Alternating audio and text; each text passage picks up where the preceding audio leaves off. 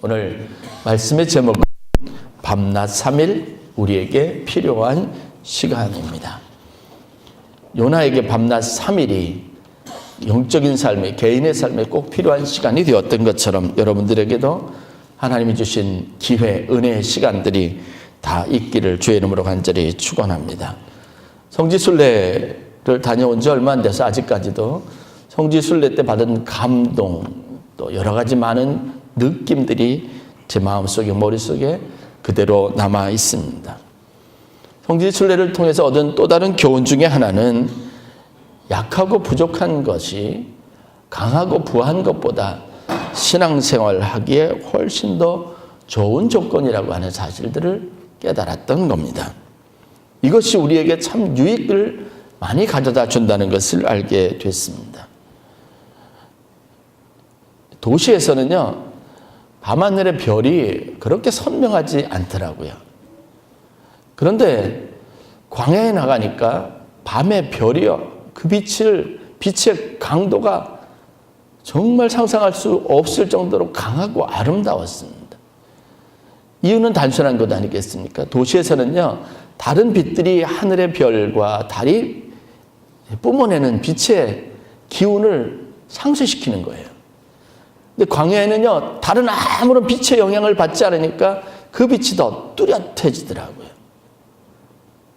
마찬가지로 우리 삶에도 하나님의 은총이 임할 수 있는 가장 좋은 조건이 있는데, 그것은 뭐냐면 우리가 아무 곳에도 기댈 수 없고 도움을 받을 수 없는 상황에 있을 때라고 하는 겁니다. 신앙생활은 내 힘으로 살려고 했던 노력을 내려놓고 하나님의 도움과 능력을 힘입어서 사는 것이다, 이렇게 정의할 수 있습니다. 성경은 그래서 작고 연약한 자들, 보잘것없는 사람들을 하나님께서 부르시고 택하셔서 하나님의 능력을 그에게 부어주시고 하나님을 믿는 믿음을 그에게 주셔서 성공적인 삶을 살아가게 하는 이야기들로 가득합니다. 그렇기 때문에 하나님의 진리가 세상의 보편적인 가르침과 자꾸 충돌을 하는 겁니다. 세상에서는요, 우리의 약한 것을 감추게 하고 우리 안에 있는 무엇인가 강점, 다른 사람들에게 어필할 수 있는 점들을 자꾸 부각시키도록 합니다. 그리고 이것을 성공적인 것이라고 가르치고 있습니다. 그런데 하나님은 자꾸 우리의 연약한 것을 자랑하고 우리 안에 있는 강한 것을 드러내지 말라고 가르치고 있습니다. 세상은 자기 힘을 갖고 그 힘으로 더 강해져라고 말하고 있지만 하나님은 자기 힘이 아닌 하나님의 능력을 더 많이 의지하라고 우리에게 가르치고 있습니다. 이것 때문에 우리가 현실적으로 많은 갈등을 겪고 있습니다. 이스라엘의 초대왕 사울과 다윗의 삶이 이러한 사실들을 아주 극명하게 잘 보여줍니다. 사울 왕은 성경에 나와 있는 몇몇 구절의 표현을 그대로 빌자면 왕으로서 다른 사람보다 뛰어난 자질을 가지고 있습니다. 외모에서도 탁월해서 사람들이 한눈에 그의 아우라, 그의 외모에서 풍겨 나오는 어떤 독특한 매력을 감지할 수 있게 되었다라고 기록하고 있습니다. 사람들이 자동적으로 그의 리더십에 반해서 그의 지시를 따를 수 있는 매력적인 것들이 그에게 참 많이 있었습니다.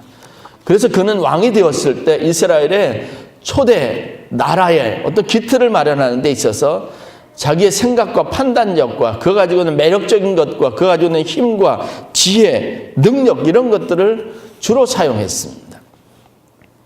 그런데 그런 사울의 인생은 늘 어두운 그림자가 드리워져 있었고 그의 마지막은 비참했습니다. 겉으로 드러나는 면과 다르게 그의 내면은 굉장히 깨어지기 쉬운 연약한 것이었습니다. 그러나 다윗은 출신부터 비천했고 자랑하고 내세울 만한 것이 없었습니다. 그는 말 그대로 목자였습니다. 교육의 기회도 제대로 받지 못하고 들에서 그냥 양을 치는 일에 익숙했을 뿐입니다. 세상을 경영할 만한 어떤 탁월한 기술이나 학문적인 배경도 갖지 못했습니다. 그가 사울의 사위가 되어서 그의 딸 미갈과 결혼해서 궁에 들어갔을 때도 그가 왕이 될 만한, 아니면 왕의 가족으로서 어떤 품위를 가질 만한 훈련이나 그 익숙해진 다른 어떤 제도를, 문화를 접했다거나 그것을 교육을 받았다라고 하는 기록은 없습니다. 어느 날 갑자기 영웅이 되었을 뿐입니다. 그리고 그는 늘 언제나 사람들 앞에 나타나는 자신감도 있었던 것도 아니고, 어떤 위기 상황이 오면 늘 도망다니고 쫓겨다니고 이런 일들이 익숙해 있었던 사람입니다. 광야가 궁전보다도 훨씬 더 평안한 사람이었습니다. 그래서 그것을 찾아가는 것에, 그것에 머무는 것을 훨씬 더 익숙하게 생각했던 사람이었습니다. 그러나 정작 위기의 순간이 오면 사울하고 다르게 그는 항상 이기는 사람이었습니다. 그 위기를 뚫고 우뚝 서는 영웅다운 면모를 가지고 있었던 사람입니다. 그리고 우리가 아는 것처럼 다윗의 이름은 늘 언제나 명예로웠습니다. 위기의 순간이나 정작 고난이 찾아오면 모든 것을 다 가지고, 지혜를 가지고 탁월했다고 여겼던 사울은 쉽게 무너졌고, 다윗은 위기의 순간에 더 빛났던 사람이었다는 것을 알 수 있습니다.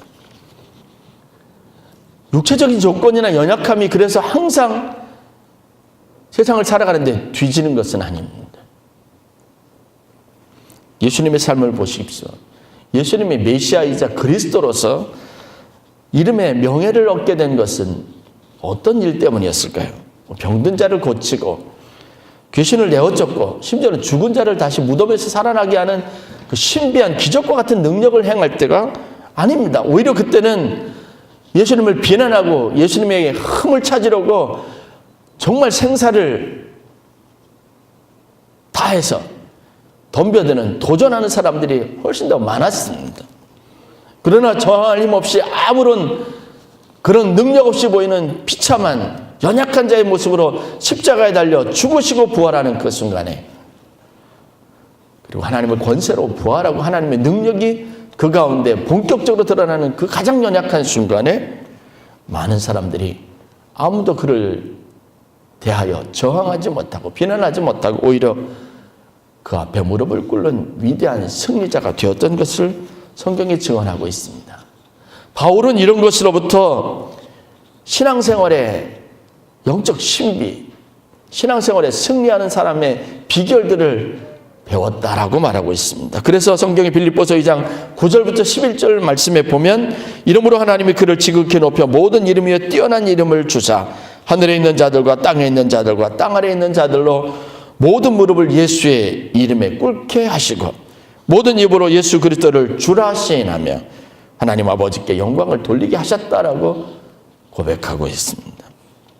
사도 바울은 이것을 예수님의 생애를 통해서 발견한 겁니다.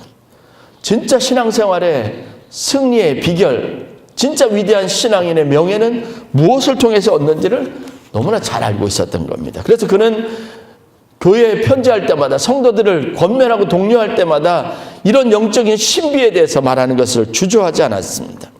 그 스스로도 고린도후서 12장 9절 10절의 말씀에 보면 나의 약한 것에 대하여 자랑하겠다라고 말했습니다. 이것이 강해질 수 있는 비결이다라고 서슴지 않고 고백하고 있습니다. 결국은 약한 자에게 하나님의 능력이 머물고 그 능력이 역사할 공간이 있다는 것을 말하고 있는 겁니다. 그러므로 여러분, 약한 것에 대해서, 우리가 지금 처한 현실의 고난과 어려움에 대해서 부끄러움으로 여기지 아니하시고 그것을 영적 기회로 삼으시는 축복이 있기를 주의 이름으로 간절히 축원합니다. 고린도전서 1장 27절 말씀에 보면, 그래서 바울은 이렇게 말합니다. 하나님께서 세상에 미련한 것들을 택하사 지혜 있는 자들을 부끄럽게 하려 하시고 세상에 약한 것들을 택하사 강한 것들을 부끄럽게 하려 하셨다라고 말입니다. 모세 여러분 삶을 한번 보시기 바랍니다. 그는 위대한 지도자였습니다. 그런데 위대한 지도자로서 그의 삶을 그가 가지고 있는 삶의 모든 것들을 다 평가하고 그의 이름 앞에 모든 사람들이 겸허하게 머리를 숙이고 그의 삶에 흠모할 만한 존경심을 보내는 것은 그럴 수 있었던 이유는 어디에 있었는지를 되돌아볼 필요가 있습니다. 사실 그가 인간적으로 완벽한 조건과 자격을 가지고 지도력을 발휘하려고 시도했던 때가 있었습니다. 바로 그의 나이 40살 때 애굽의 왕자로 있었을 때입니다. 어려서부터 자기 출신이 무엇인지를 어머니 요게베스로부터 들었습니다. 배웠습니다. 그것은 자기의 정체성입니다. 히브리인, 하나님의 택한 백성, 유대인, 그 정체성이 분명했습니다. 자기의 정체성을 분명하게 확립하고 자기 민족과 동족들을 위해서 의미 있는 일을 하려고 스스로 결단하고 마음을 먹었던 때가 있었습니다. 그래서 핍박하고 압제하는 애굽의 병사들에게 보란듯이 자기 민족의 정체성을 가지고 동정심을 가지고 긍휼을 가지고 고통받는 자기 민족을 구원하기 위해서 힘있게 정의감을 가지고 나서서 일어섰던 때가 있습니다. 그런데 여러분, 그때 모세는 지도력을 발휘하지 못했습니다. 오히려 당연하게 자기의 지도력에 찬사를 보내줄 거라고 여겼던 자기 동족들이 자기를 고발하려고 하는 이 일련의 시도를 알고 주랭랑을 쳐서 도망을 갔습니다. 가장 강할 때, 가장 힘이 있었을 때 모세는 아무런 지도력을 발휘하지 못하고 가장 비겁한 모습으로 광야로 도망을 갔습니다. 그렇게 40년 인생을 살았습니다. 그런데 그가 지도력을 가지고 하나님의 선택을 받고 쓰임받을 수 있었을 때 우리가 주목하는 모세, 지도자 모세의 본격적인 모습은 언제 발견됐냐면 애굽의 왕자의 흔적을 다 잊어버리고 그 자긍심도 잊어버리고 히브리 민족으로서 하나님의 선택받은 백성이라고 하는 신앙의 든든한 기반을 가지고 있었던 때가 아니라 그냥 한낱 신의 광야에서 떠도는 장인의 양들과 소들을 돌보는, 염소를 돌보는 목자로 살았을 그 순간이었다는 겁니다. 그가 백성들을 이끌고 광야로 나왔을 때도 여러분, 모세의 지도력은 우리가 발견하는 그의 위대한 점은 그의 탁월한 어떤 지도력, 우리가 기대했던 이 사람들에게 무기와 군사훈련을 시키고 이 사람들에게 광야에서 잘 견딜 수 있는 어떤 특별한 기술들을 습득하게 하고 이 사람들에게 좋은 길, 적절한 환경을 만들어주는 그런 탁월한 지도력이라고는 찾아볼 수 없었던 그때 오히려 아무것도 할 수 없어서 하나님 앞에 나아가 기도하고 때로는 하나님 앞에 원망을 쏟아놓고 불평하는 백성들에 대해서 괴로운 심정을 토로하고 그렇지만 하나님 말씀하실 때 그 말씀을 이 사람들에게 전하는 일에만 단순히 그렇게 쓰임받았을 때 모세의 인생이 훨씬 더 아름답고 능력이 있었다는 것, 그의 40년 이 광야 여정을 이끌 수 있었던 원동력이 바로 거기 있었다는 사실들을 우리가 발견할 수 있습니다. 모세의 진짜 지도력은 그가 아무것도 할 수 없었던 연약함에 있었다는 것. 이게 우리가 성경에서 발견하는 아이러니입니다. 사람들에게 자랑할 수 있는 능력이 없었던 그때가 모세에겐 가장 위대한 순간, 위대한 지도자의 자질을 갖게 되었던 순간이라는 것을 알 수 있습니다. 오늘 우리가 본문에서 만나는 요나는 하나님의 말씀을 전할 사명을 받은 선지자입니다. 그가 어떤 사람이었고 어떤 경로로 선지자로 선택이 되었는지 성경에 자세히 기록되어 있지는 않습니다. 그러나 하나님이 니느웨 성을 위해서 하나님의 공의를 선포하기 위한 선지자로 세웠습니다. 그런데 요나는 그런 하나님의 뜻에 순종하지 않았습니다. 왜 순종하지 않았을까요? 성경에 드러나는 불순종의 이유에 대해서 몇 가지 특징적인 면들을 찾아볼 수 있는데 그것은 요나가 가지고 있는 기질과 관련되어져 있습니다. 즉 요나가 어떤 사람이었고 그는 어떤 기질을 가지고 있었는지를 살펴보는 것으로부터 불순종의 이유를 찾아볼 수 있다는 겁니다. 그는 자기 주장, 자기 생각이 강한 사람이에요. 그가 가지고 있는 것으로 요나가 고장 했던 것은 하나님께 불순종하는 겁니다. 하나님의 뜻에 거스르는 그것뿐이었습니다. 여러분, 우리가 가지고 있는 강한 것이, 우리가 할 수 있는 능력이라는 것이 이와 같습니다. 성경 요나서를 통해서 우리에게 보여주고자 하는 것은 바로 이런 것이 아닌가 싶습니다. 이런 기질, 자기 주장, 자기애는 하나님의 일을 거스를 뿐입니다. 하나님의 뜻에 온전하게 반응하지도 못하고 그 뜻을 이루지도 못합니다.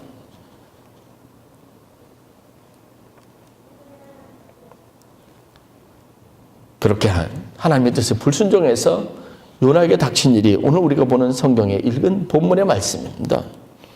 폭풍이 휘몰아치는 바다에 던져졌습니다. 물고기의 먹이가 되어서 뱃속에서 미래를 알 수 없는 절망적인 시간을 보내고 있습니다. 요나서 2장 5절부터 6절에 그 절망스러운 상황, 자기가 어떤 곳에 있었는지, 그때 현실 인식이 무엇인지, 그때 답답하고 불안한 마음이 무엇인지 그대로 표현하고 있습니다. 물이 다 자기를 삼켜버렸습니다. 지금 자기가 있는 것은 저 바다 맨 밑바닥, 그 깊음을 헤아릴 수 없는 그곳에 바다의 풀들이 자기 머리를 휘감았을 때 그런 절망적인 상황 가운데 있었습니다. 물론 요나는요, 1장 17절에 말하는 것처럼 하나님이 미리 예비하신 물고기가 그를 삼켰다는 것조차도 알지 못했습니다. 그냥 죽는 것 같았습니다. 지금 그래도 의식이 뚜렷하니까 힘해지긴 하지만 호흡이 아직 계속되고 있으니까 그 상황에서 무엇인가 해야 된다고 막 그렇게 애쓰고 있었던 겁니다. 그런데 그런 상황 가운데서 그가 했던 일이, 마지막 호흡이 끊어지기 전에 그가 했던 일들이 우리가 주목해 봐야 할 일이었다는 겁니다. 그 당시의 상황을 2장 7절에 이렇게 표현합니다. 내 영혼이 내 속에서 피곤할 때 내가 여호와를 생각하였다니. 그렇습니다. 인생의 절망 끝순간에 내가 어떤 사람인지, 내가 할 수 있는 일이 뭔지 다 해봤으니까요. 그게 무슨 소용이 있겠어요. 어김없이 그땐 우리도, 모든 인생들은 다 하나님 앞에 서게 되어져 있습니다. 하나님의 심판대 앞에 서 있게 되어져 있습니다. 하나님이 나에 대해서 말씀하시는 음성을 운명적으로 들을 수밖에 없는 겁니다. 그런데 이것이 요나에게는 기회가 되었습니다. 결국은 불순종하는 요나에게 물속에 뱃속에 갇혀 있었던 밤낮 3일이 가지고 있었던 진짜 의미는, 그의 인생에 이 시간이 가져다주는 의미는 그가 다시 사명을 회복하는 시간이었다는 거죠. 한 개인에게는 절망스럽고 고통스럽고 아무것도 내일을 예측할 수 없는 불안한 시간이지만 요나에게는 그 시간이 축복의 시간이었다는 것을 성경이 말하고 있습니다. 이와 같이 우리에게도요, 힘들고 고통스러운 절망의 순간에 하나님을 생각하게 되는 그 축복이 우리 인생을 다르게 하는 겁니다. 야곱이라고 하는 인물을 잘 알죠. 한밤중에 깨서 하나님과 씨름했던 사람으로 유명한 사람입니다. 왜 씨름을 했습니까? 미래가 불안했으니까요. 자기의 결정과 선택이 옳은지 확신할 수 없었으니까요. 나름대로 계획을 세워서 형 에서와 함께, 에서가 군대를 이끌고 자기를 맞이하는데 이 에서 형이 군대를 이끌고 오는 목적이 나를 죽이기 위한 것인지, 아니면 나와 내가 계획했던 대로 1년의 화해를 해서 좋은 관계를 맺고 내가 정착할 새로운 땅을 마련할 수 있을 것인지 알지 못했습니다. 불안했습니다. 선택은 했고 1년의 조치는 취했지만 그 끝이 어떻게 될지, 결정이 어떻게 될지 몰랐습니다. 불안했습니다. 그래서 창세기 32장에 보면 하나님과 씨름한 겁니다.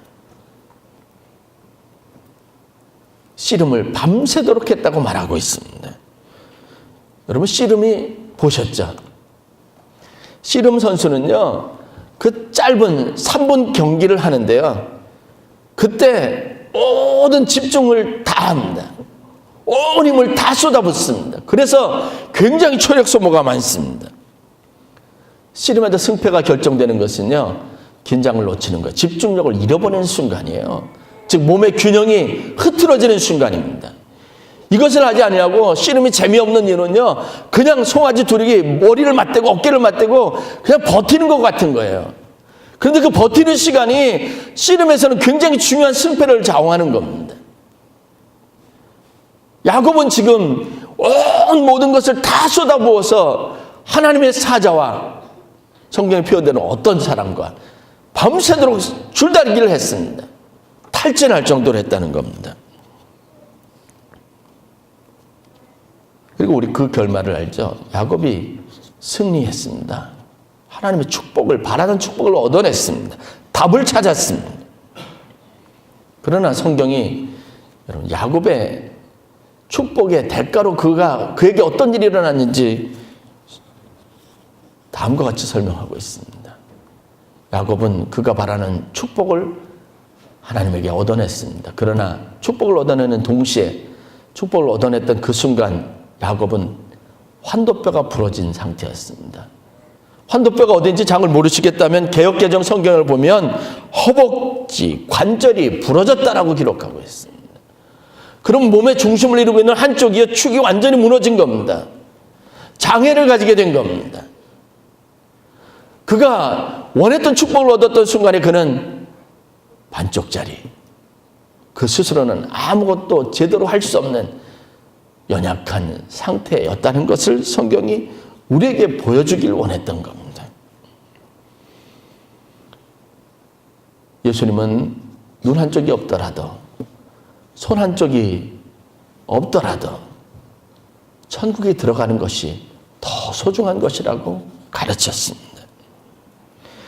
때로는 수치스럽다고 여기고 감추고 싶고 드러내 보이지 않고 싶은 우리의 연약함이 신앙생활에는 참 유익이 된다는 것을 주님은 계속 우리에게 말씀하고 계시고, 바울은 이것을 신앙생활의 비결로, 영적 생활의 신비로운 자기 성공, 자기 사역의 중요한 한 원리로 생각했다는 것을 알아야 합니다. 이 은혜와 능력이 그에게 임할 수 있는 단 한 가지 조건이 우리의 약함이라는 것을 알았기 때문에 그렇습니다.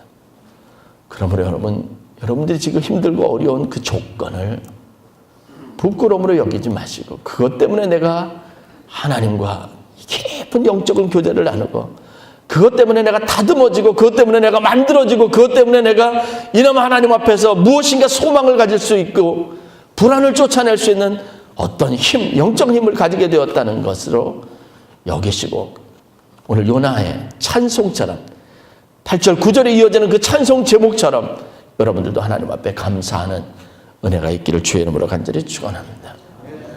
분명한 것은 약한 것이 우리 신앙생활에 가장 적절하고 가장 좋은 조건입니다. 고난 가운데 있는 것이 내 이 충만함에 가장 적합한 상환경과 조건이 된다는 것을 여러분 아실 수 있기를 바랍니다. 그나마 내가 기도할 수 있고, 그나마 내가 말씀을 애써서 보려고 하는 단 한 가지 조건이 있다면 그것은 내가 약하기 때문이고, 무엇인가 육체의 연약함이 내게 있기 때문이고, 삶에 해결되지 못하는 내가 해결할 수 없는 문제가 여전히 내게 있기 때문에 하나님이 내게 주신 조건이라는 겁니다. 결론입니다. 요나의 물고기 뱃속에서의 밤낮 3일, 야곱이 하나님과 씨름하며 보내던 기나긴 밤, 이것은 그냥 불안감에 휩싸여 보냈던 고통의 터널이 아니에요. 방황의 시간이 아닙니다. 아이러니하게도 이때 야곱도 요나도 잃어버렸던 영적인 활력을 가졌습니다. 영적인 감동이 있었습니다. 새롭게 되고 재충전할 수 있는 기회가 이때 그에게 주어졌다는 겁니다. 그냥 힘든 것이 고통의 긴 터널을 지나는 것이 아니라 생명의 길로 나아가고 내가 아직까지도 살아있다고 하는 증거가 된다는 것을 잘 보여주는 겁니다. 그렇게 찾아도 내가 인식하지도 못했던 하나님, 저 멀리 하늘에 계신 하나님이 고통의 순간이 오면요, 아주 가까이 내 목소리가 들릴 만한 거리에, 어떨 때는 나를 안고도 계시고 내 등에서 나를 밀어주시기도 하시는 그렇게 친밀한 하나님으로 경험될 수 있다고 하는 신비를 여러분들이 깨닫는 은혜가 있기를 주 이름으로 간절히 축원합니다. 우리에게도 그래서 이 시간이 필요하고 이 시간은 우리에게 유익한 시간입니다. 조금 힘들고 어렵더라도 그 시간이 여러분들에게 가져다 는 영적인 보상, 그것을 기뻐하시고 그때를 기회 삼아서 여러분 다시 회복하는 놀라운 은혜가 있기를 간절히 축원합니다. 기도하겠습니다.